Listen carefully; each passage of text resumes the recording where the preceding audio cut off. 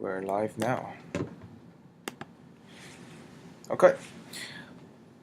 Hello, ladies and gentlemen, dear Professor Hu. Thank you for watching our presentation. In this final project, we are doing a comparative study on the TI Nspire calculator versus MATLAB. And to illustrate our point, we used a sample problem of a free vibration on a damped 3DOF system. So my name is Cruz, and along with my teammates Alan, Ricky, and Sunny, and today we're going to talk about this comparison between TI Nspire and MATLAB. So first of all, I would like to show you the sample question. This sample question is taken from the class lecture. It is basically a simplified model of a 3-story building in which the columns are elastic and the floors are considered rigid. So there are in total 3 degrees of freedom, and we also included the Rayleigh damping, proportional damping.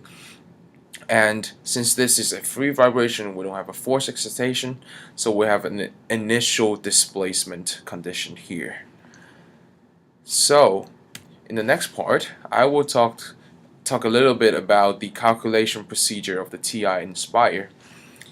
As we follow the lecture procedure, we can do the calculation of the TI Nspire in a very quick fashion. We can input all the calculations here and then do the mass matrix and stiffness matrix, find the frequencies and eigenvectors, and just use a simple solve command to solve for the alpha and beta for the proportional damping.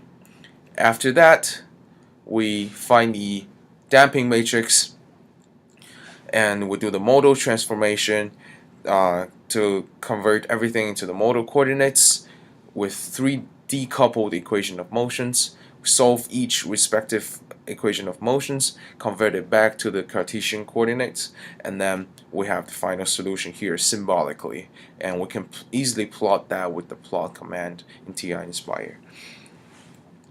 However, with MATLAB, the procedure is a lot more complicated. So with MATLAB, as you can see, the first problem with MATLAB is that it requires programming language. So we do not see what we put in, we do not see the actual matrices, and we can't put in alpha or beta, those Greek letters. We essentially have to define our own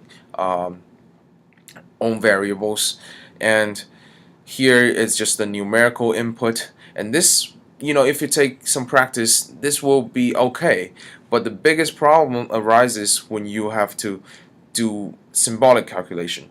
So in MATLAB, you have to use the system function, and you define a symbolic system in which you solve everything symbolically. However, when you convert the symbolic solutions back into numerical solutions, you have to use this double subs solver essentially. It is like an approximation. So there will be numerical errors associated to this double function, and which we will see later on in our presentation. And everything else here is just all plotting. As you can see, a lot of lines, a lot of codes for different kinds of plots.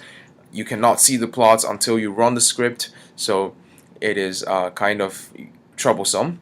And finally, with the animation, essentially we have to have a for loop. Inside the for loop, we'll have to use a plot command. So the MATLAB is plotting the results in every iterative step. And here, this if loop means that we have to use this pause function to essentially pause the computation of MATLAB so we can get a visible animation. So for the TI Nspire calculation procedure, it took a total of 30 lines, and this MATLAB calculation procedure is about 200 lines. So on that note, I will pass it on to my teammate Alan, who will tell you more about the graphing. So after doing a whole bunch of calculation, we want to plot the graph to visualize our displacement result. But for our TI Nspire, it's much more convenient to do the graph plotting compared to MATLAB. Because in TI Nspire, all we need to do is just to insert a graph page, and we need to define our function. Like here in this case, we define it as plot1, and basically we just need to type plot1 in that graph page, and the graph will automatically be plotted by the Nspire. But for MATLAB, we need to write our own code to plot the graph. Like here, we need to use the fplot function to plot the graph. And also, if you want to plot this another graph in the same page, in Nspire, it's just a click of button. Like we just need to define another function and type that function in the same graphing page, and the same another graph will be plotted in the same page. But for MATLAB, we need to use a function called hold on and hold off to input another graph in the same page. So in this case, Nspire is much more convenient than MATLAB to plot the result. And here is the visualization of those graphs, and basically they are relatively the same. But for MATLAB, we can define the axis title, and as you can see in the code previously, we can define the axis title in displacement or time. But in Nspire, the default name of the axis is just like x and y. So MATLAB may have a better visualization than Nspire in this case. And also when we want to modify the axis scale, in Nspire we just need to adjust the window, and very easy. But in MATLAB, we need to go back to the previous code. Like here, we have defined the x-axis, the scale of x-axis from 0 to 2. If we want to modify it, we need to go back to previous code and modify it there. And after plotting the graph, we want to do some analyze. For example, like find the maximum or minimum value. And basically, Nspire and MATLAB have the same toolbox to help user to analyze the graph. Like in Nspire, we have the maximum function or minimum function, and in MATLAB we also have the choose button to select the maximum or minimum function. And as mentioned previously by Cruz, there's some numerical error when we convert from the symbolic result to numerical result by using the double subfunction, and therefore you can see that there's some slight difference between the maximum local maximum value, but this won't affect the general result. So basically, for the graph analyze, Nspire and MATLAB have is very simple to use and very convenient to use in this case. So I'll pass it to Ricky to talk more about the animation. So Nspire is very user-friendly in a lot of terms. Like in animation, if I want to demonstrate the vibration of the building, the Nspire can very easily use the slider button to demonstrate. But in MATLAB, we may need to use maybe one page or two pages of coding to demonstrate the same idea, which is very heavy. So Nspire have already a lot of well-developed buttons or functions we can use. Like in Nspire, we can also do programming. We can use the if loop, for loop, and we can also have some function or like the statistic or probability function. But yes, this is also suitable to be used in MATLAB, but it's very user-friendly to use Nspire because they are already developed.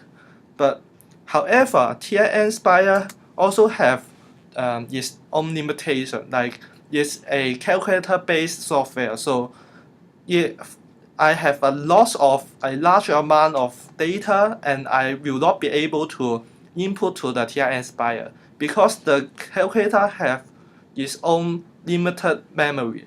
But in MATLAB, I'm dealing with the computer. So if my computer is innovative enough, it can solve a lot of and deal with a lot of data. So in our case, we have a undented 3 degree of freedom problem. So we can solve the problem in those software in the same way. But if I'm going to solve a complicated problem like the building we use everywhere, I think MATLAB is a better choice. So I pass it to Sunny to talk about the cost. So we will now compare the cost between using TI Nspire and MatLab. For TI Nspire, the handheld and software together will cost you $175. For MatLab, as a student, it will cost you $29, but it does not include the add-ons. For MatLab, it will include your desktop software and a mobile application. For TI Nspire, we have to, if we want to use a computer software, we will find it in the Civil band. But in MatLab, in a corporate context, it may cost you thousands of dollars, but fortunately, our school have paid for us, and we have a campus-wide license available in UST, and basically you can find MatLab on every computer in UST. The advantage of using TI Nspire would be it includes all the functions, and unlike MatLab, it has to make some extra purchase for some add-on functions like symbolic math toolbox, which is used in our course, that we have to make an extra purchase. And also for TI Nspire, we can have a handheld device while we only have a mobile application for MatLab. So their mobility is more or less the same, but if you want to take the software to the exam, you can simply take the handheld, but you can never take a cell phone to your exam. In terms of teaching outcome, TI Nspire features a classroom-based learning, which teachers can use a wireless module to do a more interactive learning with the students, including sending them extra problems or retrieving the files from the student's handheld. While for MatLab, it is more boring and research-oriented. It does not offer as many functions as the TI Nspire. To use the TI Nspire software or handheld, you do not need any programming knowledge. What you need is basically the ability to read the conventional mathematical symbols. Like here we use the T symbol to